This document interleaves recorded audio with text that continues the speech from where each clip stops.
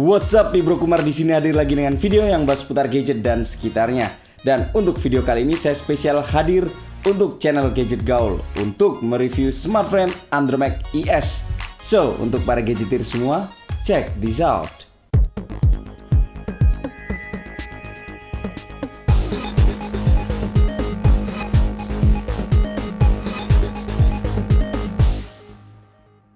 Berada di posisi paling bungsu di jajaran HP 4G milik smartphone, Andromax ES ini rupanya memang ditujukan untuk pasar very entry level. Harganya hanya 999.000. Sangat murah sekali jika dibandingkan HP 4G lainnya. Desain HP ini simple, berbalut oleh bodi plastik dengan bezel chrome berbentuk round atau melingkar di sekeliling tepi smartphone ini. Bagian belakangnya berbahan matte, tidak terlalu licin di tangan tapi mudah meninggalkan minyak di permukaannya. Kamera 5 MP serta LED flash disematkan di bagian belakang HP ini. Terdapatnya tulisan 4G LTE di permukaan belakang cukup menjelaskan bahwa dari smartphone ini, fitur 4G adalah fitur yang sangat diunggulkan oleh smartphone. Brand Hisense juga disematkan sebagai penanda siapa manufaktur smartphone ini. Speaker HP ini diletakkan di bagian belakang dengan posisi agak ke bawah. Alasannya tak lain adalah agar efek suara yang dihasilkan bisa lebih terdengar dengan memperhitungkan kebiasaan cara memegang handphone pengguna. Tombol volume rocker terdapat di sebelah kanan beriringan dengan lubang micro USB untuk mencharge HP. Bagian bawah hanya terdapat lubang mikrofon kecil.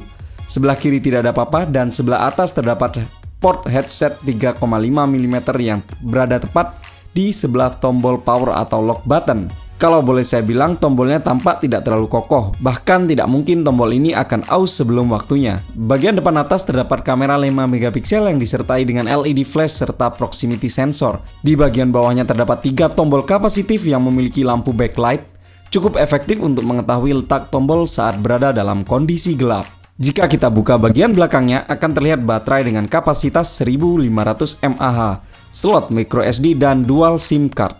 SIM card yang digunakan adalah SIM card berukuran normal, bukan micro ataupun nano. SIM 1 berjalan di jalur 4G LTE yang dikhususkan untuk kartu perdana smartphone, dan untuk slot 2 berlaku untuk GSM. Karena ukurannya yang mungil, HP ini terasa ringan di tangan dan masih nyaman sekali di genggaman satu tangan. Dan secara keseluruhan, menurut saya tampilan HP ini tidak terkesan murah jika dilihat dari bagian belakang. Namun saat saya lihat bagian depannya, barulah tampak terlihat harga aslinya. HP ini memiliki dimensi layar 4 inch berresolusi 640x480 dengan kerapatan piksel 236 ppi. Meski tergolong kecil, namun masih nyaman dipandang. Dan untuk urusan layar, menurut saya spek yang dimiliki sama dengan smartphone dengan harga sejenis seperti Lumia 430 ataupun Android One. Saat digunakan untuk menjalankan video HD, HP ini tidak memiliki masalah sedikit pun, bahkan saat digunakan memutar video 1080p. Saat kondisi di bawah terik matahari, HP ini tidak bisa kita andalkan. Harus mencari tempat yang teduh baru kita bisa melihat dengan nyaman apa yang ada di layar HP-nya. Dalam hal viewing angle, smartphone ini akan susah dilihat dari posisi atas, tapi masih nyaman dari arah kiri, kanan, dan bawah. Untuk urusan spesifikasi inti sebenarnya tidak bisa dikatakan jelek, karena bahkan handphone yang harganya lebih mahal pun menggunakan dalaman yang hampir sama dengan smartphone Andromax ES ini. Sebut saja Xiaomi Redmi 2, Samsung Galaxy J5, Samsung Galaxy A5. Mereka semua menggunakan chip Qualcomm Snapdragon 410 sama dengan smartphone Andromax ES ini, disertai RAM 1GB dan memori internal 8GB. Untuk pemakaian sehari-hari, saya tidak mengalami masalah sedikit pun. Bahkan saat saya gunakan untuk bermain game, HP ini juga masih bisa diandalkan. Game HD yang saya mainkan juga lancar, masih layak dimainkan meski kadang terdapat sedikit stutter. Namun jujur saja saya tidak merekomendasikan HP ini untuk bermain game. Alasan utamanya adalah karena baterai. HP ini dilengkapi dengan baterai berkapasitas 1500 mAh. Sangat kurang sekali jika kita seorang heavy user. HP ini hanya mampu bertahan setengah hari. Sekalipun tidak kita gunakan terus-terusan, smartphone ini cuma bisa bertahan sampai sore hari. Saat saya tes menggunakan Antutu, skor yang didapat adalah 21.000. Tidak jauh berbeda dengan Xiaomi Redmi 2 dan Samsung Galaxy J5. Mungkin karena memang spesifikasinya yang sama.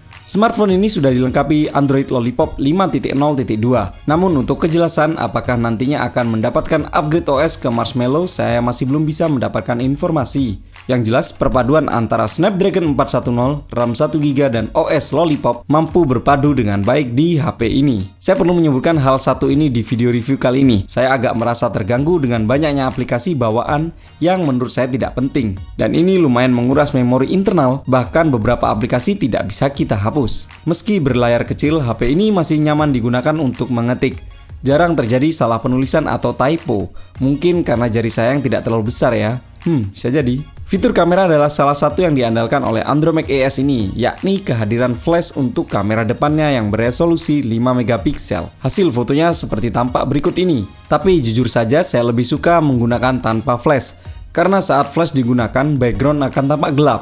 Hanya bagian muka saja yang terang. Padahal menurut teori saya, salah satu alasan mengapa seseorang melakukan selfie adalah ingin men-share di mana lokasi saat foto tersebut diambil. Untuk kamera belakang, HP ini memiliki resolusi 5 megapiksel yang menurut saya tergolong standar untuk HP seharga 1 juta kembali 1 rupiah. Tapi ada satu hal yang mengejutkan saya, yaitu kecepatan shutter speed yang lumayan gesit. Untuk contoh hasil jepretan kamera bisa dilihat dari beberapa contoh foto berikut. Karena tidak adanya autofocus, handphone ini memiliki kesusahan saat menentukan titik fokus. Mungkin kamera HP ini akan berguna saat kita gunakan untuk memfoto gambar-gambar pemandangan atau landscape. Kualitas video bisa dilihat seperti contoh berikut. Kualitas yang dihasilkan adalah video dengan kemampuan 720p. Begitu pula kamera depan, kualitasnya sama-sama 720p. 4G LTE adalah hal yang sedang digembar-gemborkan oleh smartfren. Lalu bagaimana dengan performa di lapangan? Ternyata yang saya rasakan adalah speed 4G ini agak mulai menurun daripada awal-awal dulu. Mungkin seiring bertambah banyaknya user, maka speednya juga terpengaruh. Tapi dulu speed rata-rata yang saya dapatkan adalah sekitar 10 MB per second. Tapi sekarang rata-rata speed yang saya dapatkan adalah tidak lebih dari 5 MB per second. HP ini dilengkapi dengan fitur pemanja telinga, yaitu disematkannya sebuah fitur Dolby Digital Plus. Mungkin akan tidak terasa saat menggunakan speaker bawaan HP, namun fitur ini akan lebih maksimal saat kita gunakan headphone. Sebagai penutup, saya bisa menyimpulkan bahwa smartphone ini memang ditujukan kepada gadgeteers yang ingin mencoba jaringan cepat smartphone 4G LTE. Well, itulah dia video review saya tentang smartphone Andromax ES. Jangan lupa like dan juga subscribe channel Gadget Gaul, dan juga silahkan kunjungi channel saya Ibro Kumar. Di situ saya juga membahas seputar gadget, dan sepertinya saya kedatangan satu buah smartphone lagi. Tidak lain tidak bukan adalah kembaran dari smartphone Andromax ES, yaitu smartphone Andromax EC. Mau tahu review lengkapnya? Tunggu aja video selanjutnya. Oke? Ibro Kumar pamit, sampai jumpa. Bye bye.